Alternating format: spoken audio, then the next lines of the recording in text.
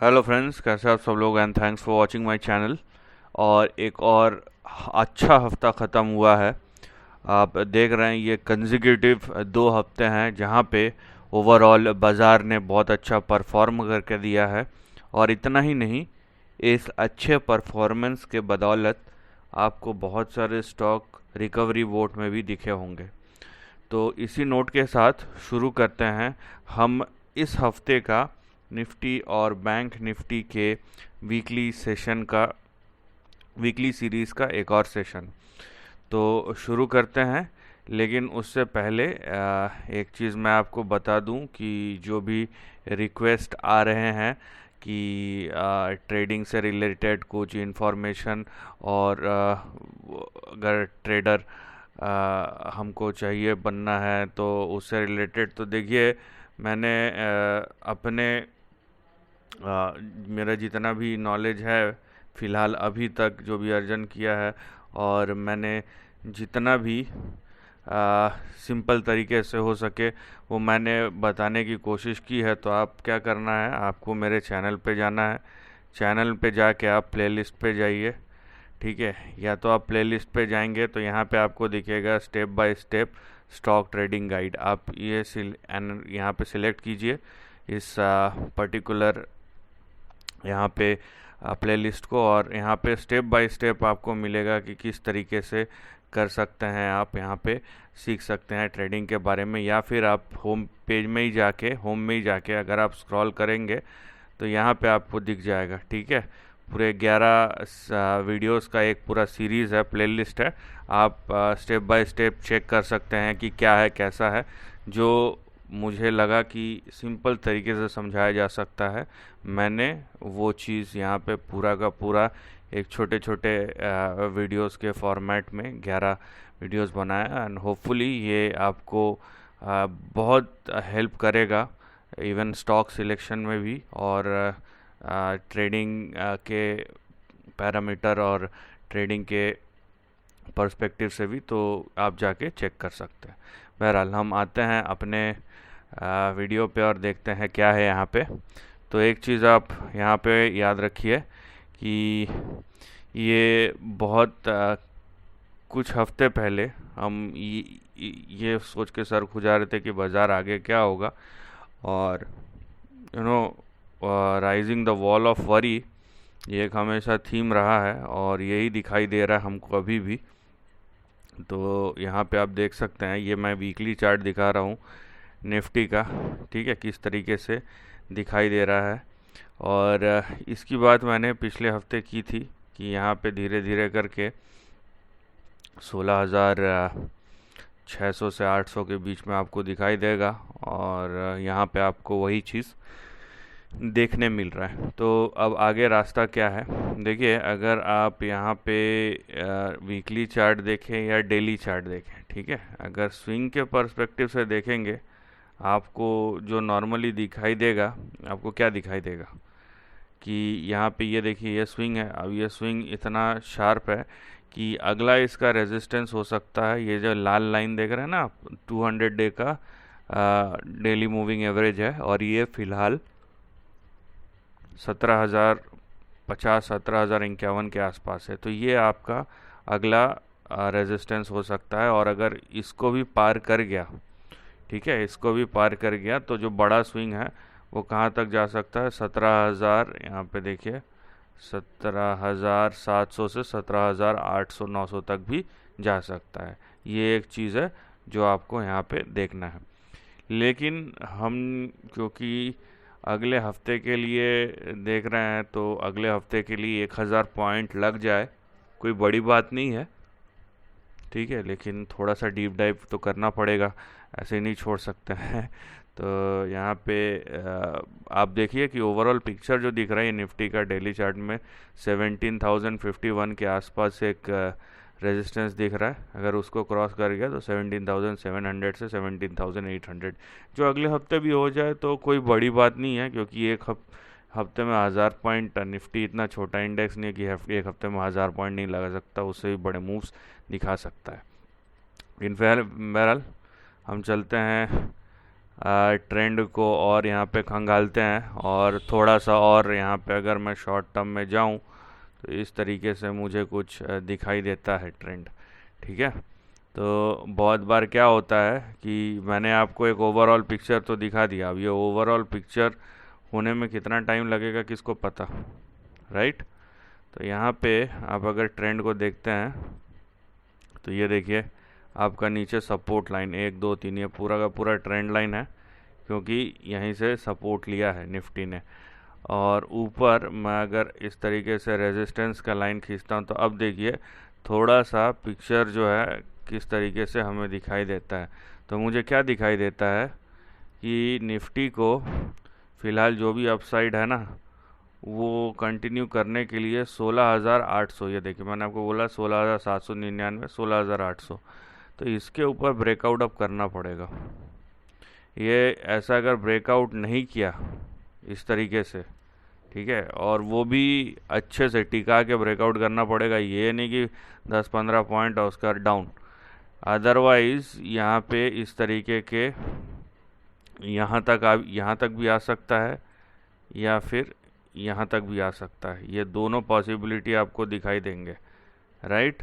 तो 16,800 के ऊपर तो जाना ही जाना है और जाके सस्टेन भी करना ही करना है, राइट। तो अभी देखिए पिक्चर किस तरीके से दिखाई देता है, मैंने आपको एक बड़ा पिक्चर तो दिखा दिया, लेकिन अब देखिए पिक्चर किस तरीके से दिखाई देता है और आपको क्या करना है।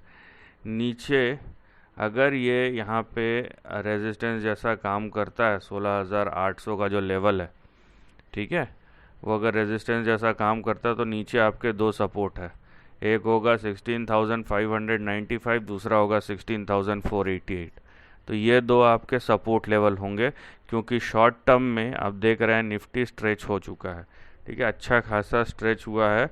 और निफ्टी यहाँ पे देखिए 14 तारीख से 14 यहाँ पे जुलाई से लेके आज 22 जुलाई है, वहाँ तक कम से कम 800, अगर मैं पीक पे देखूँ तो 900 पॉइंट के आसपास, अदरवाइज 870, 860, 870 पॉइंट के आसपास यहाँ पे गेन कर चुका है, राइट।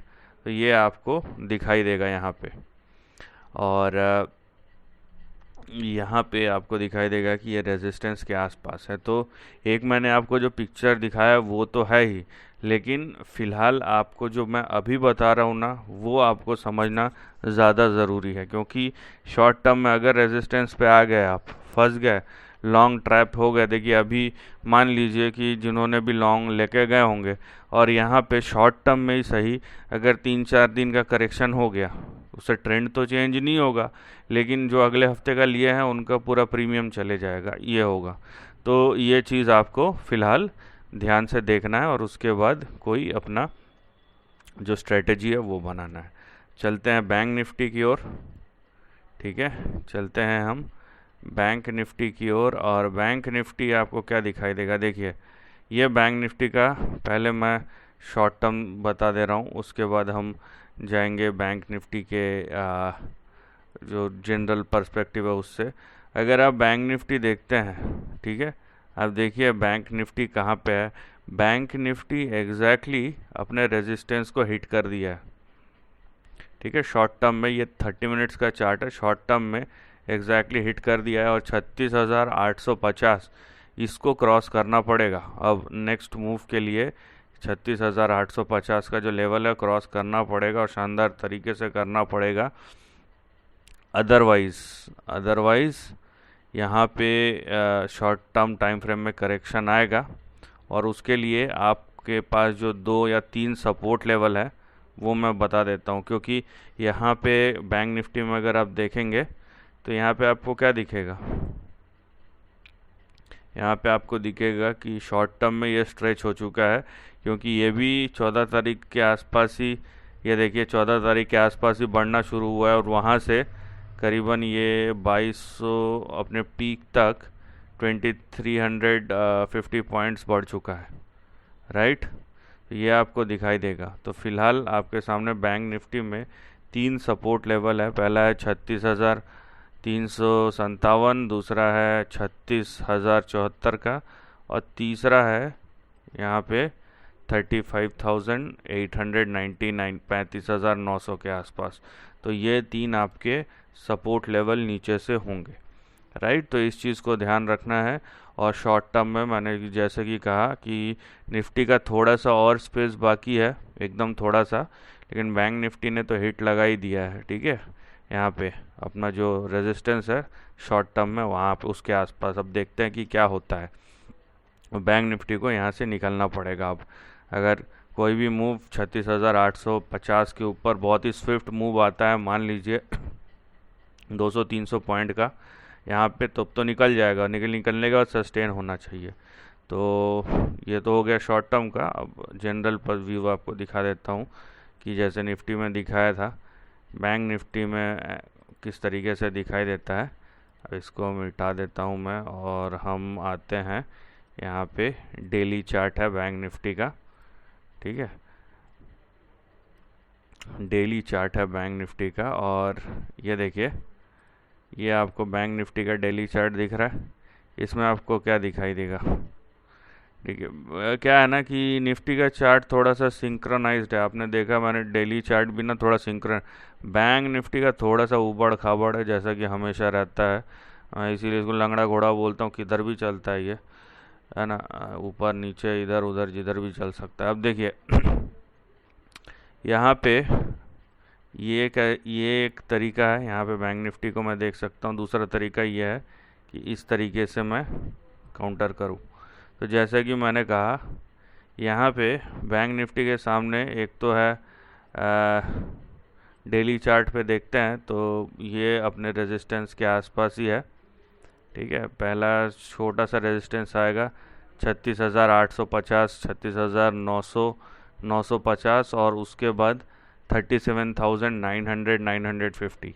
ये दो जोन आपका शॉर्ट टर्म में रेजिस्टेंस के जैसा काम करेगा, ठीक है। इसके ऊपर निकल गया, इन दोनों लेवल्स के ऊपर निकल गया तो 38,800, फिर 39,400, इस तरीके से। अदरवाइज दो रेजिस्टेंस है, इन दोनों के ऊपर निकल गया ये, ठीक है। तो यहाँ पे फिर से स्विंग्स लगेंगे, जहाँ पे 38,800, 39,400, फिर आपका 40,200, फिर आता है 41,300, 800, इस तरीके से। तो कहीं ना कहीं स्विंग्स तो अच्छे हैं जो यहाँ पे 14 और 16 तारीख से लगते हुए दिखाई दिए हैं, लेकिन शॉर्ट टर्म में दोनों रेजिस्टेंस के पास आके खड़े हो गए हैं। इसीलिए यहाँ पे अगला हफ्ता या तो रेंज बाउंड रहेगा पूरा हफ्ता, या तो थोड़ा बहुत करेक्शन भी हो सकता है, दोनों साइड पे, ठीक है। तो थोड़ा सा अपने आप को स्टेप बैक करके देखिए बाज़ार कैसा परफॉर्म कर रहा है। उसके बाद आप यहाँ पे निफ्टी और बैंक निफ्टी में अपना स्ट्रेटेजी फिर से रीप्लान कीजिए, ठीक है। इसके अलावा आप ये मत सोचिए कि ब्रॉडर मार्केट परफॉर्म नहीं करेगा। अगर निफ्टी बैंक निफ्टी कंसोलिडेट भी करता है ना, ब्रॉडर मार्केट अपना काम करेगा, क्योंकि रिज़ल्ट का सीज़न चल रहा है। तो फिलहाल रिज़ल्ट का इम्पैक्ट होगा, और ग्लोबल सेंटिमेंट्स वोलेटाइल है, तो वो वोलेटिलिटी का हम कुछ नहीं कर सकते शॉर्ट टर्म में, ठीक है। अगले 1-2 महीने भी कुछ नहीं कर सकते अगर वोलेटाइल रहा तो भी, लेकिन बाज़ार धीरे धीरे ऊपर जा रहा है, ये बात पक्की है यहाँ पे। तो ये चीज़ आपको सहेज के, ये पॉइंट, फिर आपको बाज़ार के साथ साथ ऊपर चलना है। लेकिन निफ्टी और बैंक निफ्टी तो इंडिकेट कर ही रहा है, निफ्टी भी थोड़ा बहुत स्पेस बाकी है। तो इंडिकेशन यही है कि कहीं ना कहीं यहाँ पे शॉर्ट टर्म में थोड़ा स्ट्रेच हो गया है, ठीक है। अब ये स्ट्रेचनेस जो है ये और स्ट्रेच होता है बहुत तेज़ी से, रेजिस्टेंस को भी एक बार में लांग के और 2-3 हज़ार पॉइंट का रैली देता है, या थोड़ा सा स्टेप बैक करके, है ना, रुक के थोड़ा करेक्ट हो के फिर से ऊपर जाता है। ये इस चीज़ की बात कर रहा हूँ मैं, फ़िलहाल कोई करेक्शन की नहीं बात कर रहा हूँ। और इसीलिए मैंने आपको 2-3 सपोर्ट लेवल भी दिए हैं, क्योंकि अगर मैं डायरेक्ट करेक्शन बोलूँगा उसका मतलब ये है कि ये अभी तक शॉर्ट कवरिंग हो रहा था और इसके बाद गिरावट शुरू होगी, लेकिन ये इंडिकेशंस बाज़ार में नहीं है। तो जो चीज़ नहीं है उसके ऊपर मैं नहीं जाना चाहूँगा। हाँ, एक जो पहलू है जिस पे आपको ध्यान रखना है वो है डॉलर इंडेक्स, ठीक है। मैं USD INR नहीं बोल रहा हूँ, मैं डॉलर इंडेक्स की बात कर रहा हूँ, क्योंकि कहीं ना कहीं जितना ऊपर नीचे का यहाँ पे होते रहता है। आप देख रहे हैं कि करेंसी ऊपर नीचे हो रही है, वो बस शेयर बाज़ार जो है ना वो फैक्टर इन करते हुए जा रहा है। ठीक है, कि इतना हो गया, इसीलिए आप देख रहे हैं कि एक बार 108 गया तो शेयर बाज़ार गिर जाता है, उसके बाद दोबारा फिर थोड़ा सा नीचे आया, फिर से 108 गया तो शेयर बाज़ार फिर से बढ़ा हुआ दिखता है। तो इसका मतलब क्या है? इसका मतलब सिंपली यही है कि यहाँ पे बाज़ार ने उस लेवल को या उतने गिरावट को फैक्टर इन कर लिया है। तो यहाँ पे अगर आप देखेंगे किस तरीके का पैटर्न है, ये देखिए आप। ठीक है, यहाँ पे मैं ये बोलूँगा, मैं यहाँ पे कोई ट्रेंड लाइन नहीं चाहता, राइट, लेकिन यहाँ पे जो अच्छी चीज़ है फ़िलहाल वो ये है कि डॉलर इंडेक्स बहुत ही शॉर्ट टर्म में आप देखिए कि करेक्शन जैसा स्थिति है इसमें, और यहाँ पे 105 और अगला सपोर्ट 104.94 और बड़ा सपोर्ट आपको 104 तक ले आ सकता है। तो ये चीज़ बहुत अच्छी है, और ये अगर होता है तो शेयर बाज़ार में फ़िलहाल और मोमेंटम बाकी है। लेकिन देखिए यहाँ पे कोई मैं पॉइंट टू पॉइंट को रिलेशन नहीं कर रहा हूँ, ये चीज़ देखना और समझना ज़रूरी है, मैं इसीलिए पॉइंट बता रहा हूँ ना, अदरवाइज़ मैं बैंक निफ्टी बता के ख़त्म कर सकता हूँ। तो यहाँ पे ये चीज़ बताना इसलिए ज़रूरी है क्योंकि अगर हमारा डॉलर इंडेक्स गिरेगा, करेंसी में अप्रिसिएशन आएगा, शेयर बाज़ार अचानक भाग जाएगा, राइट। तो उसका मतलब ये है कि शॉर्ट टर्म में जो रेजिस्टेंस है वो कोई काम का ही नहीं रहेगा। तो यहाँ पे ये भी कुछ चीज़ें हैं जो आपको बाज़ार में अपने दिमाग में रखनी चाहिए। ये फैक्टर्स है जिन फैक्टर्स के वजह से शेयर बाज़ार ऊपर या नीचे जाता है, और करेंसी एक सिंगल मोस्ट बहुत बड़ा फैक्टर है जिसके मूवमेंट से शेयर बाज़ार ऊपर नीचे जाता है। तो ये बात आप ध्यान रखिए, राइट। तो यहाँ पे करेंसी अगर अचानक से डॉलर इंडेक्स 103 104 पे आ गया घूम के, है ना, तो फिर ये जो शॉर्ट टर्म का रेजिस्टेंस है वो काम की नहीं रहेंगे और शेयर बाज़ार ज़ोर से उछलेगा 500 1000 पॉइंट, कोई बड़ी बात नहीं है ना। और अगर ऐसा नहीं होता है तो जो मैंने नॉर्मल सर्कमस्टांस बताए वो फॉलो होंगे। तो यहाँ पे एक मैंने अपवाद बता दिया आपको कि अगर ये हुआ तो शायद जो शॉर्ट टर्म करेक्शन है वो आएगा ही नहीं, अभी और स्ट्रेच होगा।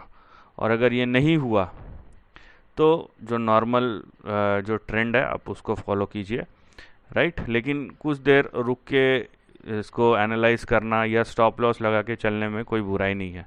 Anyways, this is the end of the video. Thanks for watching.